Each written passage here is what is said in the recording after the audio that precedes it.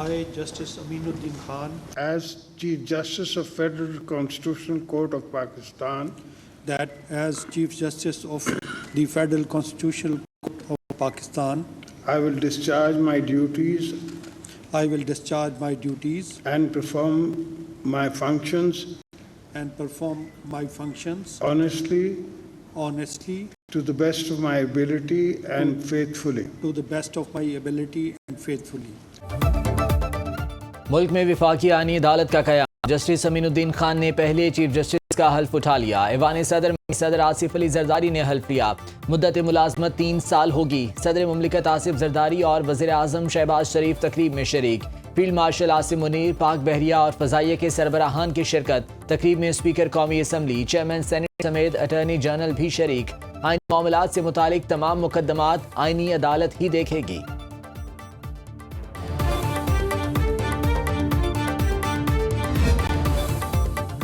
صدر مملکت آصف زرداری، وزیر اعظم شہباز شریف اور چیف جسٹس آئینی عدالت امین الدین خان کے درمیان ججز کے نام پر مشاورت۔ وفاقی آئینی عدالت کے ججز کا صدارتی آرڈر جاری۔ ذرائع کے مطابق آئینی عدالت چیف جسٹس سمیت 13 ججز پر مشتمل ہوگی۔ عدالت اسلام آباد ہائی کورٹ کے ٹاپ فلور پر قائم ہوگی۔ جسٹس علی باقر نجوی، جسٹس حسن اظہر رضوی، جسٹس روزی خان وفاقی آئینی عدالت کے جج ہوں گے۔ جسٹس کے آغا، جسٹس عامر فاروق، جسٹس ارشد حسین شاہ کے نام بھی شامل۔ آئینی عدالت کے 3 ججز نے حلف اٹھا لیا۔ چیف جسٹس امین الدین خان نے اپنی عدالت کے 3 ججز جسٹس حسن اظہر رضوی، جسٹس عامر فاروق اور جسٹس علی باقر نجوی سے حلف لیا۔ جسٹس مسرت ہلال کا ہیلتھ ایشوز پر آئینی عدالت کا جج بننے سے انکار۔ سپریم کورٹ رولز 2025 میں ترامیم کی منظوری دے دی گئی۔ چیف جسٹس آف پاکستان یحییٰ حفیظ کی سربراہی میں فل کورٹ اجلاس کا اعلامیہ جاری۔ اعلامیہ کے مطابق سپریم کورٹ رولز 1980 کا جامع جائزہ مکمل کیا گیا۔ نئی ترامیم منظور کی گئیں۔ منیر پراچا کو سینئر ایڈوکیٹ سپریم کورٹ کا درجہ دینے کی منظوری۔ جسٹس شاہد وحید، جسٹس عرفان سعادت، جسٹس نعیم افغان، جسٹس عقیل عباسی کی کمیٹی نے مسودہ تیار کیا۔ سپریم کورٹ اجلاس میں 19 میں سے 17 جج شریک ہوئے۔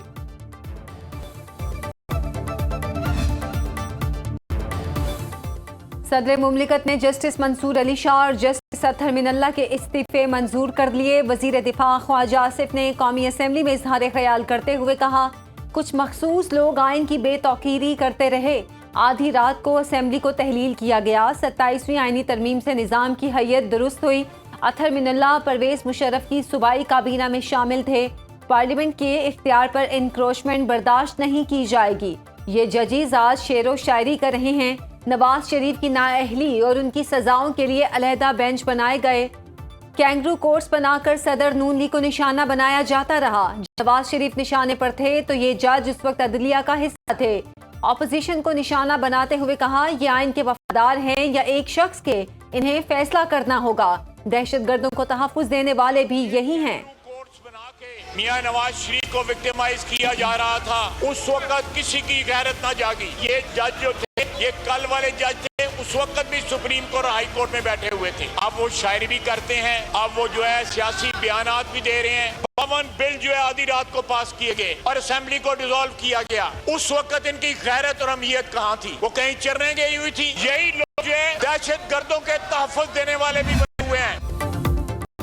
آرمی ایکٹ ترمیمی بل سینٹ سے اکثریت رائے سے منظور۔ نائب وزیر اعظم اسحاق ڈار نے پاکستان آرمی ایکٹ 1952 میں مزید ترامیم کا بل ایوان میں پیش کیا۔ سینیٹر ہمایوں محمد اور کامران مرتضیٰ نے بل کی مخالفت کی۔ سینٹ نے پاک فضائیہ ترمیمی بل کی منظوری دے دی۔ پاکستان نیوی آرڈیننس 1961 میں مزید ترمیم کا بل بھی ایوان سے منظور۔ سینٹ نے supreme court practice and procedure bill کی بھی منظوری دے دی۔ سینٹ کا اجلاس غیر معینہ مدت کے لیے ملتوی۔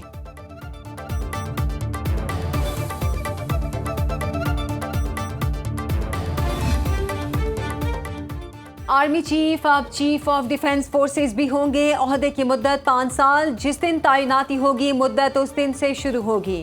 قومی اسمبلی نے آرمی ایکٹ ترمیمی بل منظور کر لیا۔ ترمیمی بل کے مطابق آرمی چیف کا بطور چیف آف ڈیفنس فورسز نیا نوٹیفیکیشن جاری ہوگا۔ مجوزہ آرمی ایکٹ کے مطابق چیف آف ڈیفنس پاک فوج کے تمام شعبوں کی ری اسٹرکچرنگ اور انضمام کریں گے۔ وزیر اعظم چیف آف ڈیفنس کی سفارش پر کمانڈر نیشنل اسٹریٹجک کمانڈ تعینات کریں گے۔ 27 نومبر سے chairman joint chiefs of staff committee کا عہدہ ختم ہو جائے گا۔ پاکستان ایئر فورس ایکٹ اور پاکستان نیوی ایکٹ میں ترامیم قومی اسمبلی سے منظور، بل وزیر دفاع خواجہ آصف نے پیش کیے۔ فیلڈ مارشل سید عاصم منیر سے تاجکستان کے وزیر دفاع کی ملاقات۔ ISPR کے مطابق پاکستان اور تاجکستان کے درمیان دفاعی تعاون بڑھانے پر اتفاق، تربیت، انسداد دہشت گردی اور علاقائی سلامتی میں تعاون مزید مضبوط بنانے کا عزم۔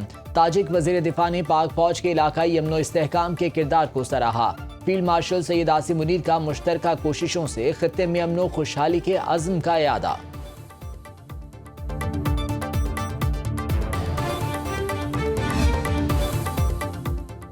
Chief of general staff lieutenant general Syed Aamir Raza کا دورہ سعودی عرب۔ سعودی ہم منصب جنرل فیاض بن حمید الرویلی سے ملاقات۔ ISPR کے مطابق پاک سعودی باہمی دلچسپی کے 2 طرفہ امور پر تبادلہ خیال کیا گیا۔ پاک سعودی افواج کا دفاعی معاہدے کے تحت اشتراک کار بڑھانے پر بھی غور۔ خطے میں امن، استحکام اور خود انحصاری کے فروغ کے عزم کا اعادہ۔ وزیر اعظم آزاد کشمیر چودھری انوار الحق کے خلاف تحریک عدم اعتماد جمع۔ پیپلز پارٹی نے راجہ فیصل راٹھور کو آزاد کشمیر کا نیا وزیر اعظم نامزد کر دیا۔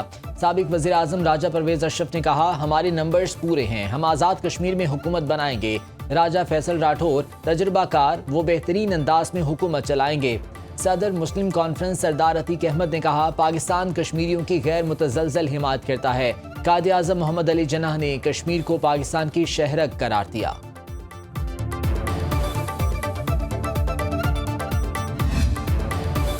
پشاور ہائی کورٹ نے لانگ مارچ کے لیے سرکاری گاڑیوں کے استعمال پر پابندی لگا دی۔ سیاسی ریلیوں میں ریسکیو مشینری اور فائر بریگیڈ کا استعمال کھلی بددیانتی قرار۔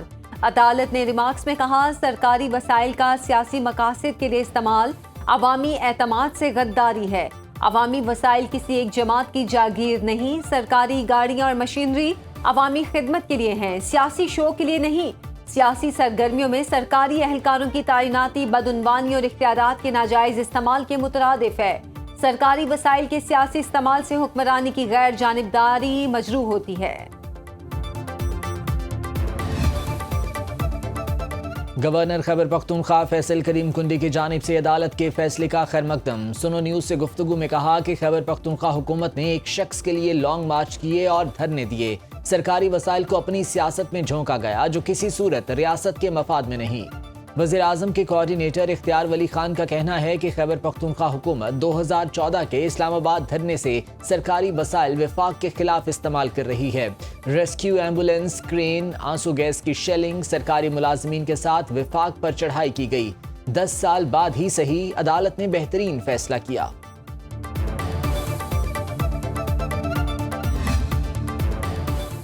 اسلام آباد کچہری حملے کے حوالے سے بڑی پیش رفت، سہولت کار گرفتار، واقعے میں ملوث پورا سیل پکڑا جا چکا۔ ترجمان وفاقی حکومت کے مطابق فتنہ الخوارج کے دہشت گرد سیل کے 4 ارکان گرفتار۔ افغانستان سے فتنہ الخوارج کے کمانڈر سعید الرحمان عرف داد اللہ نے اسلام آباد میں خودکش حملے کرنے کی ہدایت دی۔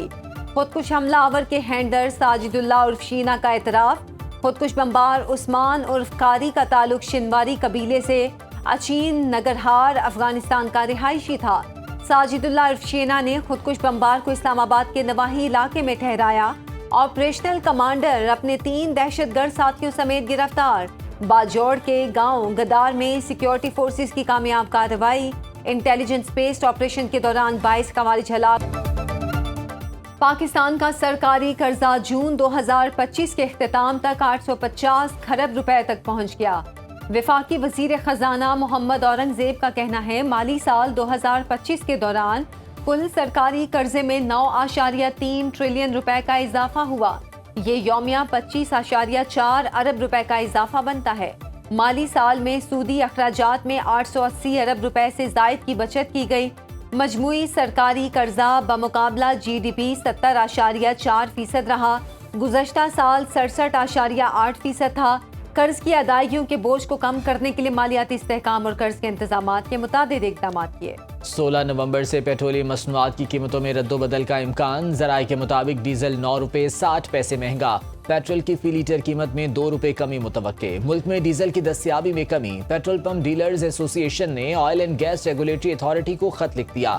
خط کے مطابق آئل مارکیٹنگ کمپنیز نے ڈیزل کی فراہمی میں کمی کر دی. اوگرا نے فوری اقدامات نہ کیے تو ڈیزل سپلائی میں بحران آ سکتا ہے.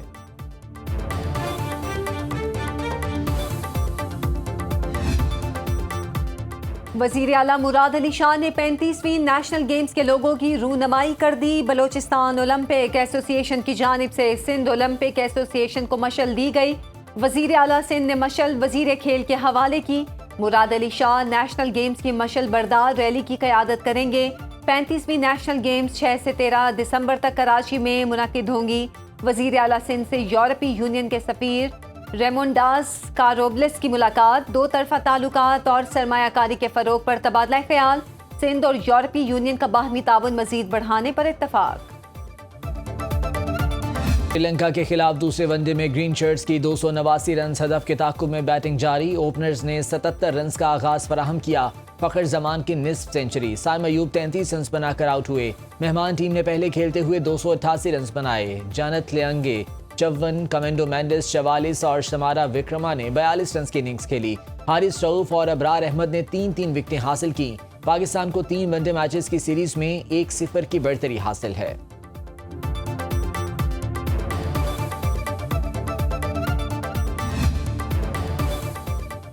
کولکتہ ٹیسٹ میں بھارتی کھلاڑیوں کا تضحیک آمیز انداز. جنوبی افریقی کپتان ٹیمبا باؤما کو بونا کہہ دیا.